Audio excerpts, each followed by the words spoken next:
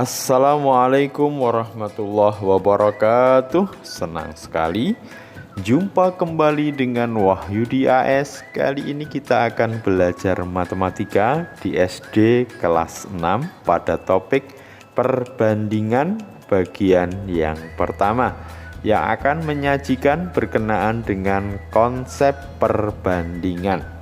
Silahkan disimak dari awal hingga akhir agar pemahaman kalian utuh dan tentunya mudah dalam memahami konsep yang disajikan.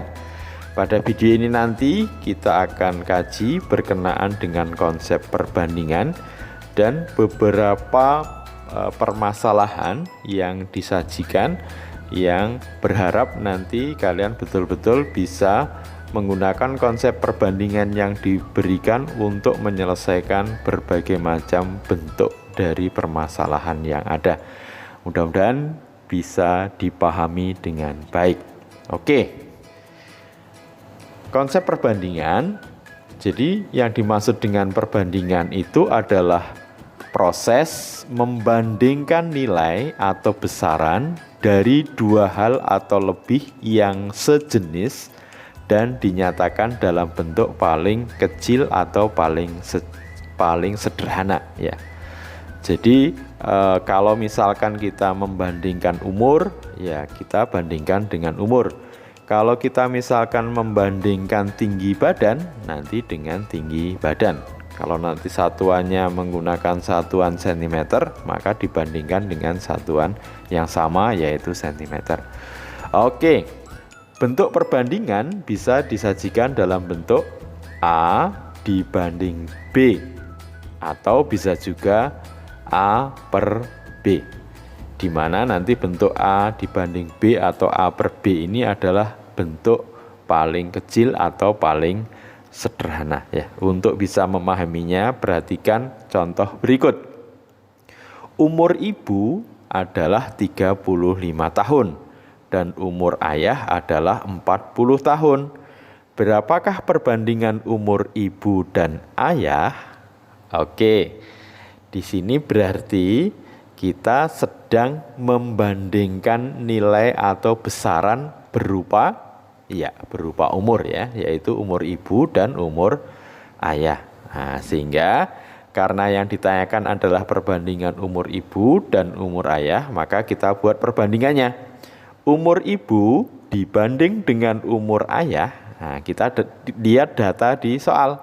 Umur ibu 35 tahun dibanding dengan umur ayah berapa?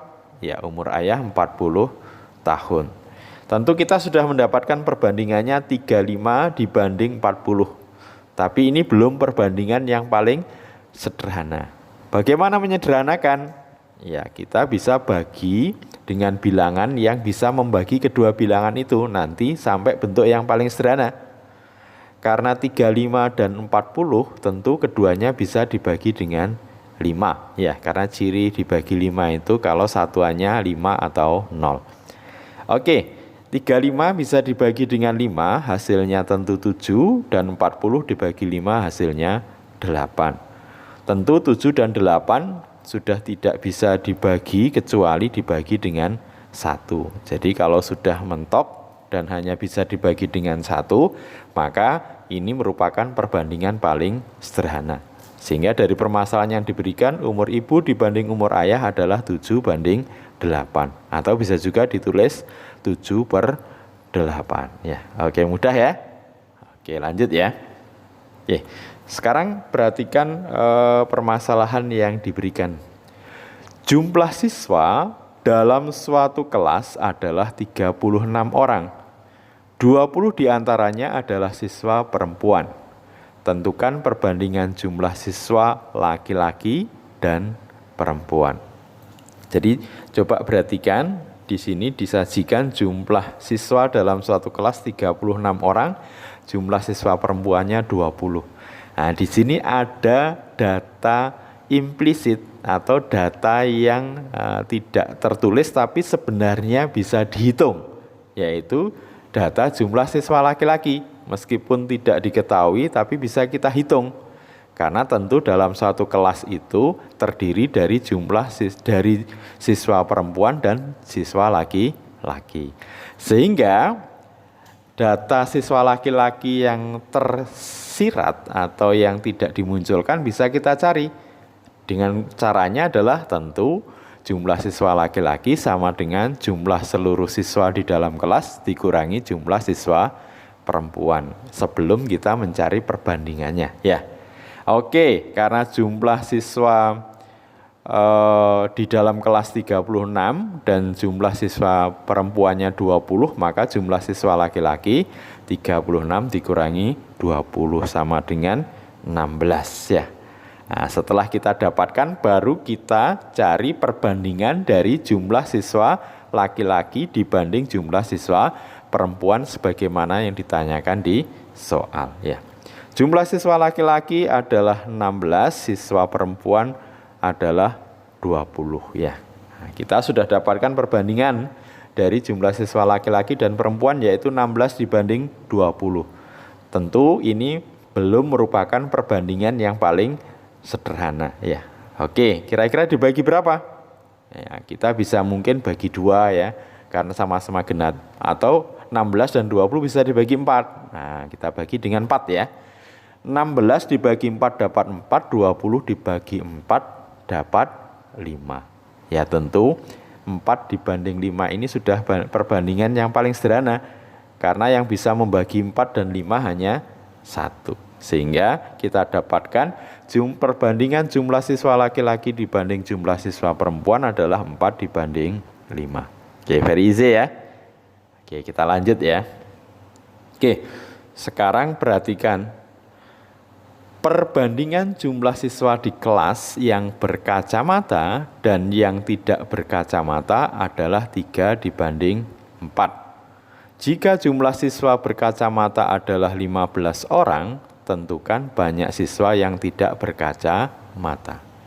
Kali ini di data diberikan perbandingannya. Kita diminta mencari salah satu dari besaran yang ditanyakan. Dalam hal ini kita diminta mencari banyaknya siswa yang tidak berkacamata.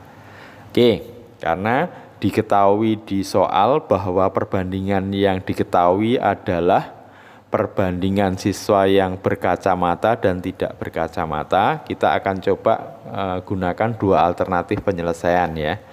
Cara yang pertama, kita tentukan kategori atau besaran yang diberikan di soal, yaitu siswa berkacamata dan siswa tidak berkacamata, ya. Sekarang kita lihat perbandingannya. Karena di sini disebutkan yang duluan adalah jumlah siswa di kelas yang berkacamata dan yang tidak berkacamata, berarti yang berkacamata mendapat perbandingan 3, yang tidak berkacamata mendapat perbandingan 4. Jadi perbandingan siswa berkacamata itu dapat perbandingan 3, yang tidak berkacamata mendapat perbandingan 4. Sekarang juga diberikan di data jumlah siswa yang berkacamata adalah 15 orang. Nah, berikutnya ini barat tabel. Kalau yang ke arah ke kanan ini siswa berkacamata dan siswa tidak berkacamata, nanti yang ke bawah perbandingan dan jumlahnya, jumlah siswa tentunya, ya. Oke, diketahui jumlah siswa yang berkacamata 15 orang. Berarti nanti letaknya ada di sini, ya. Siswa berkacamata jumlahnya adalah 15 orang, ya.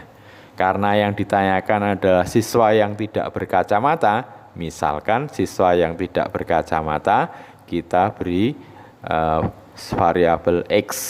Variabel X ini nanti kita cari, ya. Oke, sekarang kita sudah dapatkan perbandingannya 3 banding 4, di mana siswa berkacamata dengan perbandingan 3 itu jumlahnya adalah 15. Tentu secara logika, kalau siswa tidak berkacamatanya dapat perbandingan 4, ya, maka bisa kita tebak kira-kira nilai X lebih dari 15 atau kurang dari 15. Ya, tentu logikanya karena mendapat perbandingan 4 atau lebih dari 3, maka X-nya nanti harus lebih dari 15.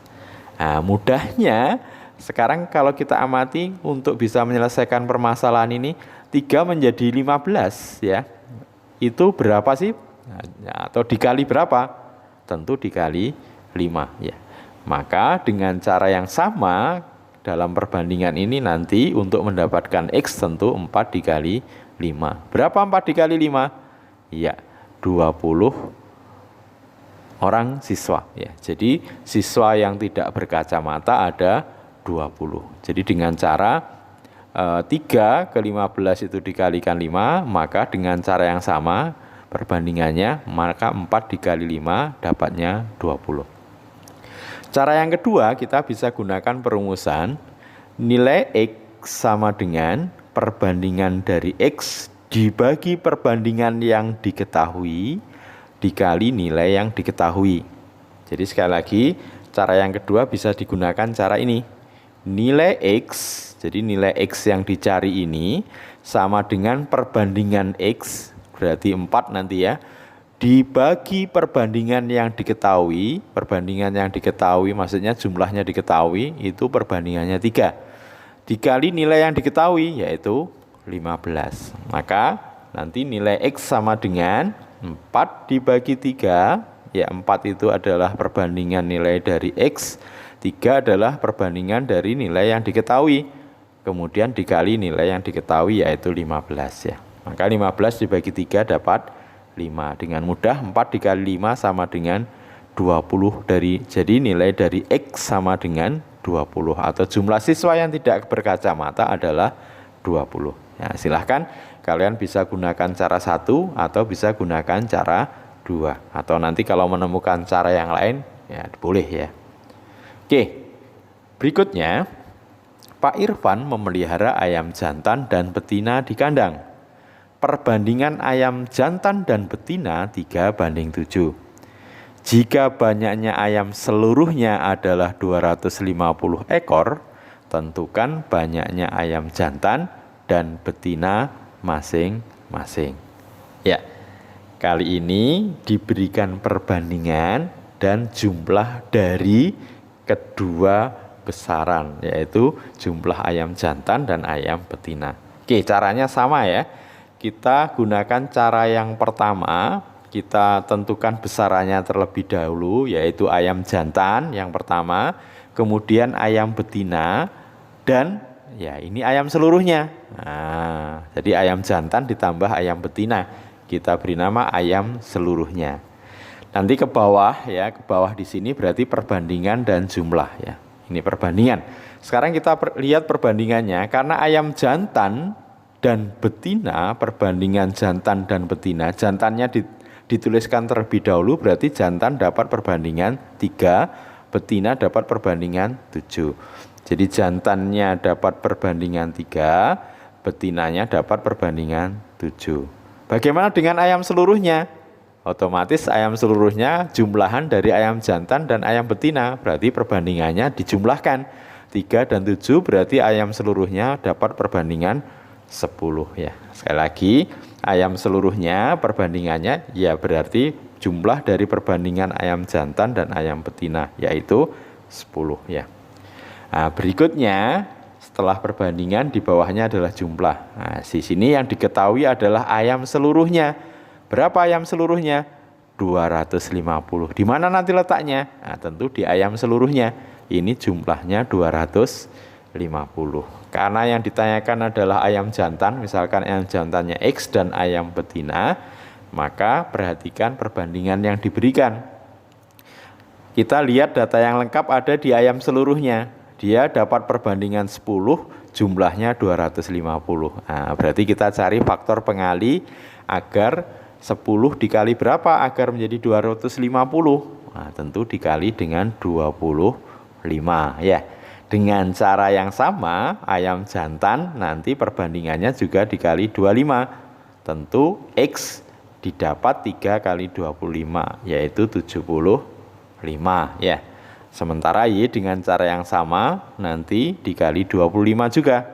Maka Y sama dengan 7 kali 25, 175 ekor. Jadi jumlah ayam jantan 75 ekor, jumlah ayam betina 175 ekor. Ini kalau dijumlahkan dapatnya seluruhnya 250 ekor ya. Oke. Nah, cara yang kedua, Nah, menggunakan nilai X sama dengan perbandingan X dibagi perbandingan yang diketahui kali nilai yang diketahui ya.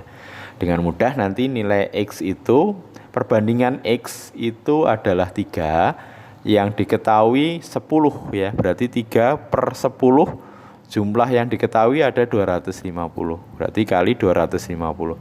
250 dibagi 10 tentu dapat 25. 3 dikali 25 berapa? Iya, 75 ekor ya. Jadi nilai X atau ayam jantan jumlahnya 75 ekor. Dengan cara yang sama nilai Y atau jumlah ayam betina berarti nanti perbandingan Y itu 7, perbandingan seluruhnya 10. 7 per 10 dikali 250. 250 dibagi 10 dapat 25. 7 kali 25 berapa? Ya, 175 ekor ya. Silakan bisa dipilih cara 1 ataupun cara 2 atau barangkali kalian menemukan cara yang lainnya. Ya, lanjut ya. Oke. Pak Hasan memelihara ikan nila dan ikan mujair pada kolam yang sama dengan perbandingan banyak ikan nila dan ikan mujair adalah 5:7. Jika selisih dari banyaknya ikan nila dan ikan mujair adalah 30 ekor, tentukan banyaknya ikan nila dan ikan mujair masing-masing ya. Jadi kalau di soal sebelumnya yang diketahui adalah jumlah dari kedua ayam ya, kalau di sini jumlah selisih dari ikan nila dan ikan mujair. Nah, tentu caranya relatif sama ya. Cara yang pertama nanti kita daftar dulu. Di sini ada berapa besaran? Ya, tentu ada 2, jumlah ikan nila ya, kemudian ikan mujair. Nah, berikutnya di sini selisih dari ikan nila dan ikan mujair. Berarti ada kategori berikutnya adalah selisih ikan atau selisih ikan nila dan ikan mujair. Oke. Arah ke bawah berarti perbandingan ya. Nah, disebutkan di sini perbandingan ikan nila disebutkan terlebih dahulu, berarti ikan nilanya dapat perbandingan 5, ikan mujair dapat perbandingan 7. Nah, 5. Jadi ikan nilanya dapat perbandingan 5, ikan mujair perbandingannya 7. Berarti selisih dari ikan mujair dan ikan nila ya tentu selisih dari perbandingan keduanya. Selisihnya berapa? 5 dan 7. Ya, yang besar dikurangi yang kecil, 7 dikurangi 5 berarti selisih ikan dapat perbandingan 2. Oke, sekarang turun ke bawah adalah jumlah. Yang diketahui di sini adalah selisih jumlah ikan nila dan ikan mujair. Berarti nanti posisinya di mana? Nah, tentu di selisih ikan ya. Di bagian jumlah sebanyak 30 ya. Karena yang ditanya ikan nila dan ikan mujair, misalkan ikan nila kita beri variabel X, ikan mujair Y, maka dengan cara yang sama pada sebelumnya kita fokus pada selisih ikan yang datanya lengkap ya. Perbandingannya 2, jumlahnya 30. Nah, dengan mudah 2 ke 30 gimana?